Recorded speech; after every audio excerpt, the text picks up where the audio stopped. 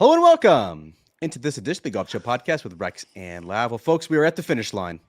It's the PGA Tour season finale.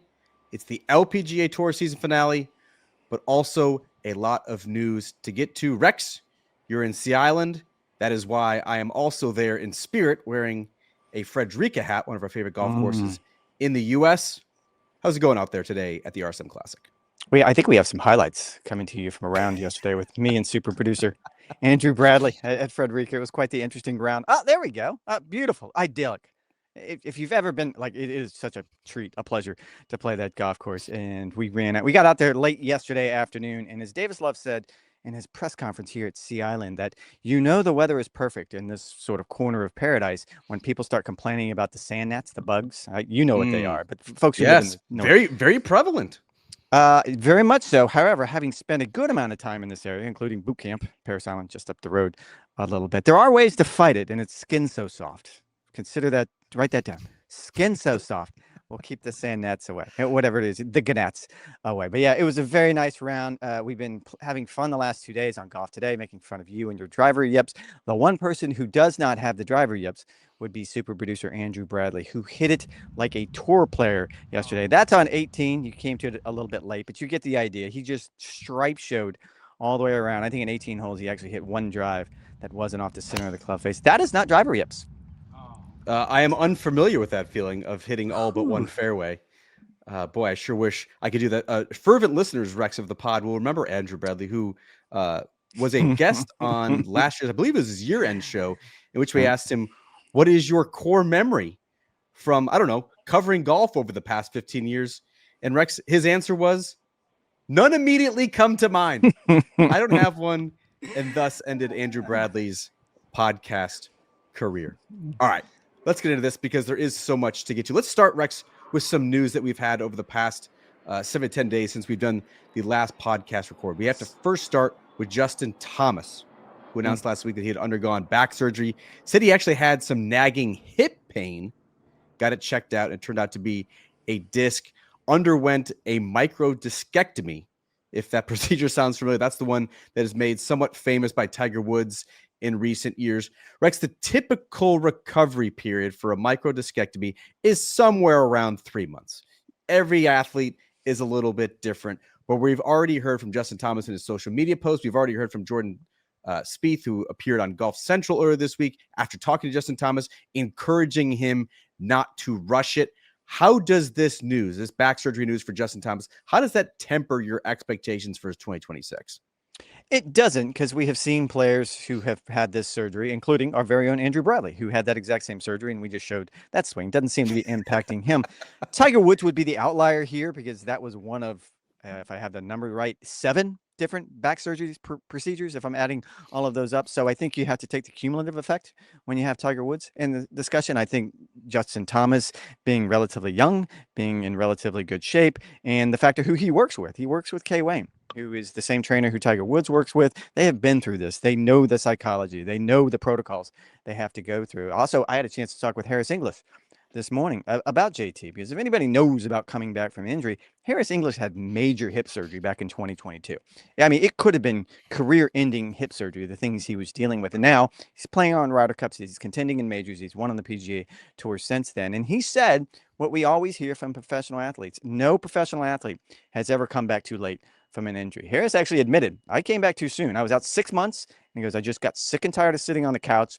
Didn't want to miss another major. That's what you have to wrestle with. And I think more than anything, that'll be the one thing JT will struggle with. As you and I both know, he can be, what's the nicest way of saying that? A bit of a hard head when it comes to these things.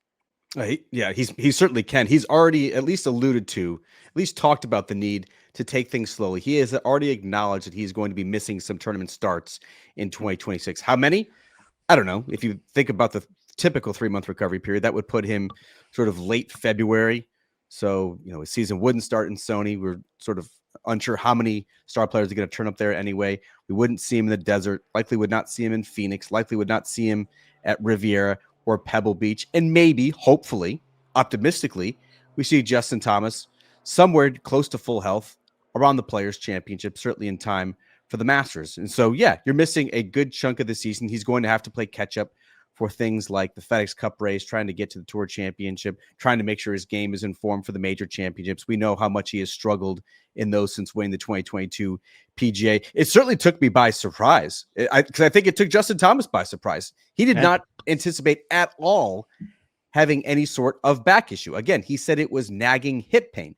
If you look at the results, Justin Thomas slowed down a little bit in July and August, wasn't quite in the same form that he has exhibited in spring. You sort of wonder now in hindsight how much that could be attributed to the hip pain, which eventually turned into a disc issue. But by all accounts, it was a very successful 2025 season for Justin Thomas.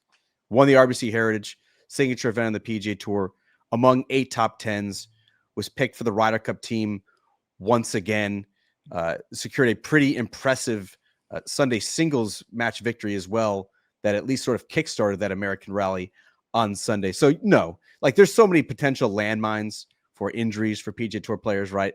Like hand, wrist, not good at all. Elbow, as you can see, but my current driver yips, bad. Hip issues, as you have alluded to, also troubling. Harris English, Billy Horschel coming back from that now as well. I think about it as like a running back, where knees, Achilles, those injuries, I think there's always a level of concern. Will I be back to the same level? Back is obviously scary. Justin Thomas has a great team around him. Look forward to getting him back on the PGA Tour very soon. Sausage fingers up, which means it's your turn. No, you're right. This is the one that always puts up alarm bells. I think technology, I think science, I think medicine has come along enough. I think we've seen enough players who have gone through this and come out the other side better, not just the same players they were before. You can become a better player, because Justin Thomas probably doesn't even realize that this injury has been lingering for a long time. And at some point, he finally had to start listening to his body. I did want to say this. You mentioned the driver yips. We've had fun with that the last 2 days since I was threatened with an HR complaint. I just wanted to go make it public that I apologize. I didn't mean to use those words as directed to my colleague, Ryan Lavner. That's going to be my only statement on this. Please respect my privacy. Yes, this actually could be Rex's final episode once he's called into the principal's office. He is questionable to return for Sunday facts. show. It's just facts. Television. It is. I'm the first one to poke fun at my own golf game, which of course right now is dead. Some other news to get to, Rex. Victor Perez, who was actually in the field at the RSM Classic, was a Tuesday withdrawal because he has now joined LIV Golf. He'll be a member of Martin Keimer's Cleeks team. Victor Perez, the tall Frenchman, 108th in the FedEx Cup points. So he was playing, Rex, at the RSM, the final event of the FedEx Cup fall, to hopefully become fully secure on the PGA Tour by getting inside the top 100. Even if the season had ended, he would have finished 108th. Likely would have gotten, I don't know, somewhere 20-ish events. 2025. 2026. That's a different category. 101 to 110. Not going to get a reshuffle. Yeah. So he would have been in a good spot. Instead, decides to make the jump. Personal decision, moving to LIV Golf. Does this move the needle for you at all, with Victor Perez leaving the PGA Tour to become a member of LIV? I think for you and I and those of us in this business, of course it moves the needle. I mean, LIV Golf has spent the last 2 off seasons, I would argue, being pretty idle, not really making any major moves, either trying to pick up players or allowing players in via the promotions event. I'm not quite sure this is a name that's going to move the needle. We talk about this all the time. What's going to allow LIV Golf to take that next step to become a little bit more mainstream, specifically here in the United States? I don't think Victor Perez is that guy. I will tell you this anecdotally, as we mentioned, myself and super producer Andrew played Frederica yesterday. And as we were on the range getting ready, Tommy Gainey was on the range hitting golf balls. Of course, Tommy Gainey, the 2012 winner here at the RSM Classic. Tommy Gainey, who just won on the PGA Tour Champions last month at our friends, Furyk and Friends event. He was on the range and we were just having a casual conversation, and he reaches into his phone and his eyes got big and he goes, "Whoops, I'm in." I just got into the field and I was like, "Oh, who left?" Let's just go to the right-hander from the bullpen. Who left was my question. Oh, who left? Not thinking like who withdrew was what I should have said, but who left? And he goes, Victor Perez. I didn't realize how right I was when I asked that question. Yep. Victor Perez now on LIV. I've talked a number of times. I think one of the strengths of the PGA Tour is how they regenerate stars. And I wouldn't say Victor Perez was a star, but he was sort of a rank and file player. He will be easily replaceable. I do think it helps LIV in terms of depth. Another name player. He's a good player. Multiple time winner on the European Tour, including a Rolex Series event. So if that's what he feel like he wanted to do, he's probably going to make more money on LIV that he would have won on the PGA Tour. So be it. We'll see Victor Perez on LIV beginning with the Saudi event in early February in 2026. Speaking of LIV, Rex, there was a little bit of a news as well. We touched on a little bit in the roundtable on Tuesday. Was Henrik Stenson, who is reportedly first reported by Bunker and then followed up by our friend James Corrigan of the Telegraph. He has had his fines paid that he was due to the DP World Tour, and he will be rejoining the European circuit. Now, James Corrigan did say that it'll be on the European Tour's terms because the Legends category, from which a Henrik Stenson, a Lee Westwood, a Ian Poulter, a Paul Casey, players of that ilk, the category that they would have been playing out of and thus been getting into some of the signature events, the elevated events, the Rolex Series events on the DP World Tour, that category has been diminished. And so, he's probably going to need sponsor invites if he's going to be playing in the, Scottish Opens and the Abu Dhabis of the world. What do you make of Henrik Stenson's move, who Stenson is going to be turning 50 next year? Remember a couple of years ago, he was stripped of the European Ryder Cup captaincy. What are you reading into this? I think it's pretty clear, some of our comments, that Eamon Lynch scares both of us to death when we're on live TV because you don't know what he's going to ask. So I'm very hopeful that Eamon Lynch is not going to watch this podcast because I will point to what is happening, just not with Henrik Stenson, but Laurie Cantor as well. You have a former player from LIV Golf who will play on the PGA Tour next year. That has not happened on a full-time basis. That's the pathway. And Laurie Cantor stopped playing on the LIV Tour, played last season or this season on the DP World Tour, finished inside the top 10 and earned that exempt status onto the PGA Tour. It's a convoluted pathway. It's a long way to go to get to where you want, but we've been waiting a long time for this to try to see what could this possibly look like. And I'm not going to say that's going to happen with Henrik Stenson because by all accounts, his performances on LIV Golf the last few years suggest his best golf is behind him. But again, the DP World Tour is the one that's out front on this particular issue, and it's probably easier for them and their memberships. I understand where you're coming from. Touch on one of the things you mentioned. Of course, every Rolex event is going to want Henrik Stenson in the field. He's still a name. He's still a draw. I could see this happening multiple times over the next few years where the Graham McDowells and the Lee Westwoods and the Ian Poulters fall off LIV Golf and just go back to the DP World Tour, who will be more than happy to embrace them with open arms. The other part of this conversation, which was very interesting, it came up over the last few days, is Henrik circle back around and get another chance as a European Ryder Cup captain? I don't think so, only because of what you and I have talked about in the past. I truly believe Luke Donald's going to get a third try in 2 years at Adair Manor. If I was the European Tour, I would be begging him right now, sending him flowers. Please, Guinness, please come captain again. We want you to keep captaining. So at some point, you kind of run out of slots because at some point you would look at Justin Rose. You would start looking at other players. Certainly, Rory's going to come in to the conversation. So I don't think that's happening, but it is compelling and it's interesting because here is the pathway that we've been waiting for. Yeah, and exactly like the punishments for DP World Tour players is obviously less penal than what we see on the PGA Tour. Like Stenson, I believe his fines was somewhere around £1 million. He's going to have to sit out 2 months, which if you look at the DP World Tour schedule, that's not going to be all that prohibitive for him as well. As long as you do those two checkpoints, like you can rejoin the tour, you can apply for membership and play once again on the European circuit. A cynic, Rex, would say that, I think to your point, okay, you pay $1.5 million, all of a sudden you're just trying to get into the good graces of the European Ryder Cup circuit again. Maybe there's an opening. Maybe he gets himself back into the team room at least for 2027 at Adair Manor. Who knows what's going to open it up? It's really hard for me to imagine after the public embarrassment of Henrik Stenson saying, I'm not going to go to LIV. My full focus is on the European Ryder Cup team, and then having to be stripped of the captaincy. It's really hard for me to imagine a scenario in which he would be sort of the front-facing figure again. But I sure hope he's part of the backroom staff. I think he has a lot of knowledge to impart on the younger players. He's been there. He's done that. I think the same goes for Ian Poulter, a Lee Westwood, a Paul Casey, Sergio Garcia, a Graham McDowell. All of those players, I believe, in the future should be reincorporated, but it's really hard for me to see them being that front-facing figure for the European Ryder Cup team after these past couple of years have gone. No, and that's fair. And I think the part that just gives me hope, and you should give every golf fan hope, is that we have been talking in circles about this for the last 3.5 years, essentially. And there has been no obvious pathway back. And certainly the powers that be on the PGA Tour side, they haven't been interested in creating a clear pathway. We kind of know based on what happened with Hudson Swafford, but that's still a lot of gray area involved there. What if Brooks Koepka's contract comes up at the end of next year, like we all think it will, and he decides not to? How in the world do you bring back Brooks Koepka? Because I would guess the PGA Tour would be motivated to do that. So I think this is only a good thing. Yeah, and keep in mind, the arbitration case is still outstanding for a Terrell Hatton and a John Rahm. It was much more expeditious for the other players like Lee Westwood and Ian Poulter. There was a lot of thought that, after the Ryder Cup, the case had been stayed for those two players. We have not yet heard when they are going to have that case heard for John Rahm and Terrell Hatton, who are appealing the sanctions that DP World Tour has imposed on them. As I mentioned earlier, a big week for the LPGA, the season finale in Naples.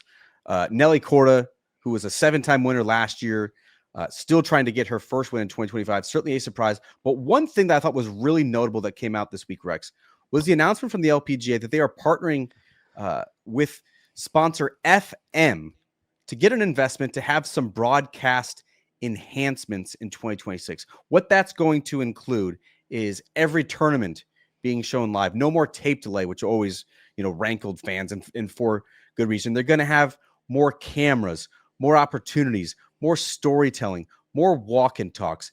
Big picture, 30,000 foot. I don't need the nitty-gritty details of what this deal is going to entail. Big picture, though, how significant do you think this is for the LPGA? Because to me, this was like one of the biggest moments, certainly of Craig Kessler's early tenure as commissioner, but could be hugely successful for the women's tour and trying to get some more exposure.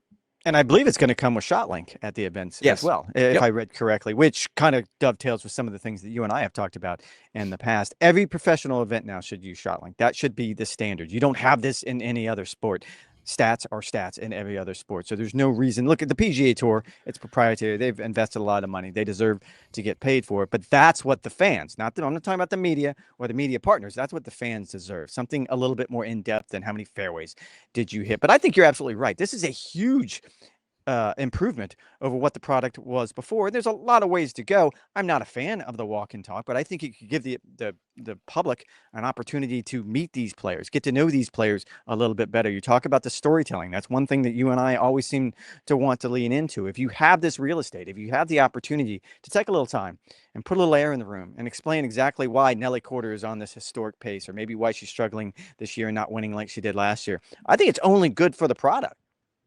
Yeah, I couldn't agree more. And there's always been like this chicken and egg argument when it relates to the LPGA, because some fans will look at the ratings and be like, see, there's not an appetite for this. There's not an audience for this. But is there not an audience for this because some of the tournaments are on tape delay, or some of the tournaments are overseas, or some of the tournaments are not on broadcast television? This is a great way to sort of show what the appetite and what the audience is, because having more cameras is huge. It's going to dramatically improve and increase the pacing of the broadcast. If you watch an LPGA telecast, Rex, like it's much more aligned with what I would call like Korn Ferry Tour coverage, as opposed to the PGA Tour. Typically on a Korn Ferry Tour coverage, because there are fewer cameras, because there is less production staff, you sort of hone in on one or two groups and you sort of watch like their entire routine, and it could just seem a little bit slow, a little bit tedious. Having more cameras, 50% more cameras, I believe, was the statistic. You're going to be bouncing around to players more often. You're going to introduce the audience to more players. You mentioned the ShotLink camera. I think that's huge as well, because now we can finally contextualize what these players are doing, not just to our own numbers, which are obviously paltry and mediocre and a little bit pathetic, but also how does that relate to PGA Tour players? It just better contextualizes. To me, it's a massive win early for Craig Kessler, and a great easy way with this investment opportunity from FM to increase the exposure for the tour, and just see, can this really help boost the reach and the audience for this circuit?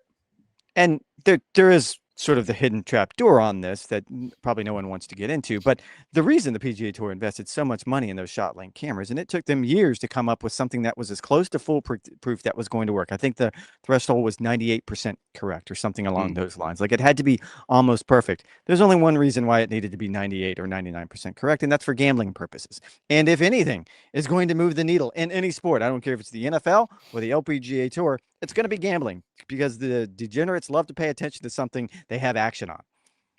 Great point. How about the PGA Tour season finale? Certainly, you look at the various races that are going on. I mean, it is a glorious day. Remember the Mackenzie Hughes win a couple years ago? It was practically a chance of snow. No one It's wants to see me. warm. I'll just move out of It's the live 80 shot. degrees. It's beautifully sunny, light breezes, just idyllic weather in Seattle. And not just right now, pre-tournament, but also expected through the tournament days. Great to see because it can be so difficult. But Rex, like, what is the feeling on the ground? It's a sleepy coastal town. You know, there's not a whole lot going on. A lot of vacationers there. Do you feel the tension?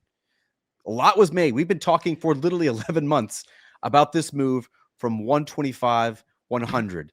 The sort of underscoring the point that the PGA Tour has gotten more cutthroat. Do you actually feel that vibe now that we have reached the finish line and they actually are really making this start cutoff? My report I did on golf today, I just wanted to touch on the various bubbles, and they're a little bit more nuanced than I think most people realize. And I think they're a little bit more nuanced than what we usually say when it's live and on air. Like, you don't have a lot of time to explain it, but certainly we're talking about that top 100 down from 125. You want to look into the guys who are trying to keep their job. But I kind of took a little bit deeper dive and looked at the various bubbles. 100 is one of them, but you also have number 51 through 60. Those players who finished in the fall points list, they are going to get into the first two signature events starting next season. That's big. And that's big. I use this as an example.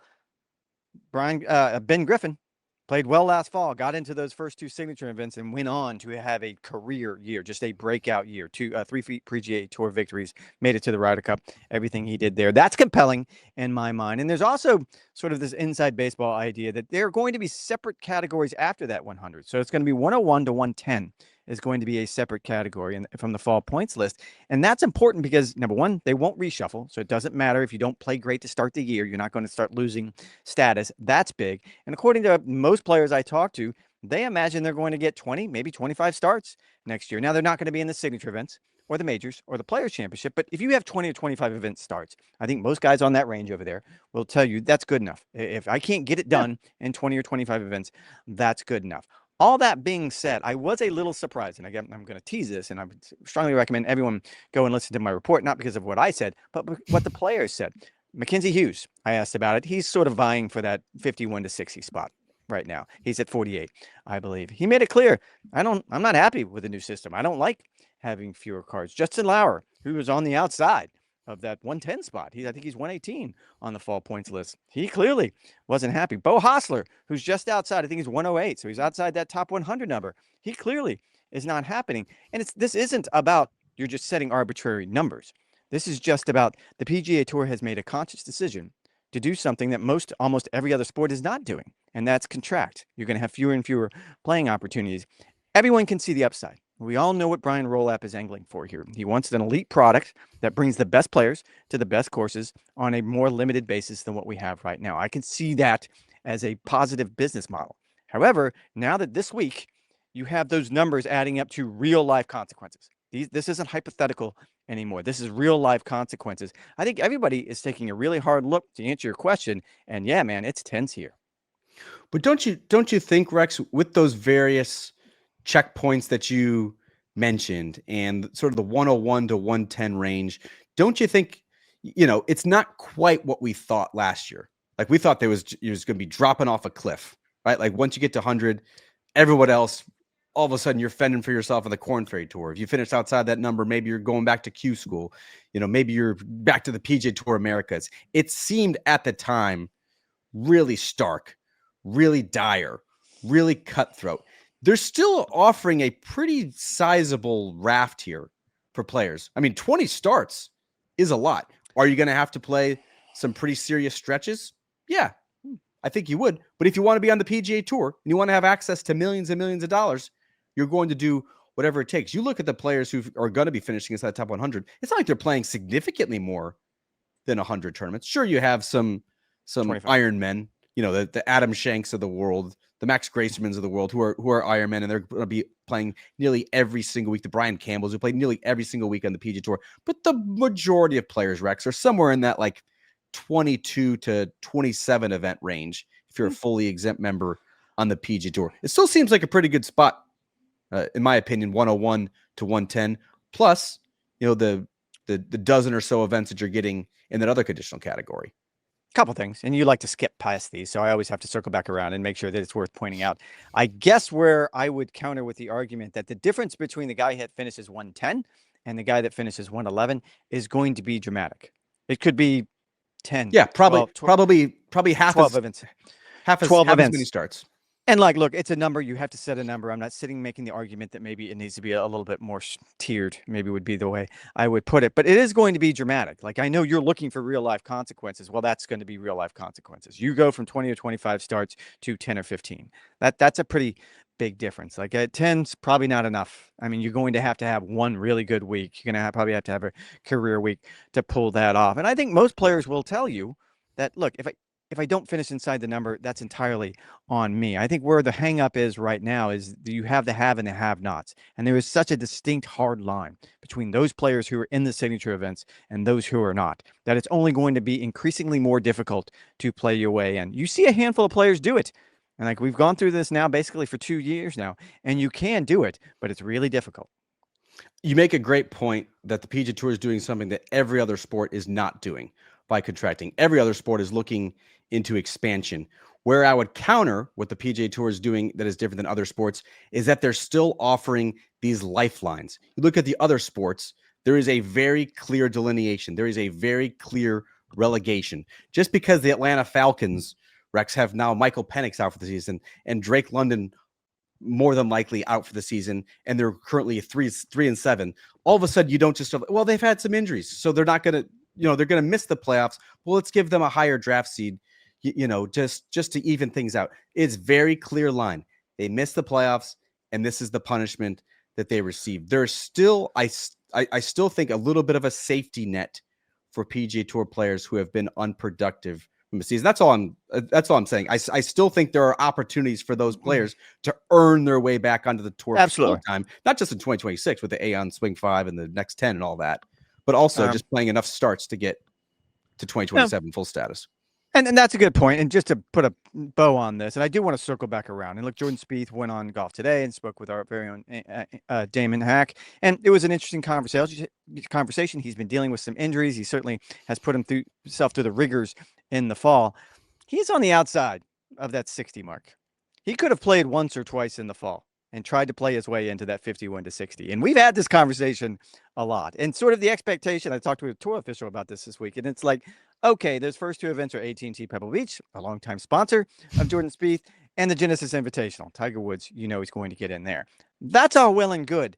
It's a really bad look to the players who are here and have played all fall and trying to get into that 51 to 60 mark and you have guys that decided that they weren't going to do it. Not to pick on Jordan, but he's the best example. Don't have sponsor exemptions then. We just talked about we talked about Kai Trump last week. Everyone was up in arms about her sponsor exemption. You crushed that, by the way. I was very impressed with your take on that. Very well done. Yes. Thank you. For the LPGA event, we talk about the signature event sponsor exemptions. Just don't have them, and you would not have this issue. All right. That is going to do it for this edition of the Golf Show Podcast with Rex and Lav. As a reminder, Rex, we have a made-for-TV linear episode. We'll be recording on Sunday night. It's going to be hitting your televisions on Monday, November 24th. Full recap of the RSM. We'll be putting a bow on the entire PGA Tour season, some highlights, some superlatives. That should be a lot of fun, as well as touching on any other news that we have missed over the past week or so. That is going to be our penultimate episode for linear television. The other one, Rex, will be on Monday, December 8th. That is going to be our season finale, looking at the year in its entirety, every tour, every player, what really stood out, our best memories from the year. Looking forward to doing that one for sure. In the meantime, if you guys want to be a part of the show, if you have some listener questions, hit us up in the YouTube comment section. Hope to have time to get to a few of those. We always love getting to those in the show. It's always a lot of fun. In the meantime, you guys know the drill. www.golfchannel.com. We're back and just might be better than ever. In the meantime, look forward to talking to you guys on Sunday night with a recap of the RSM and everything else. Thanks for listening. Thanks for support. Have a great rest of your week.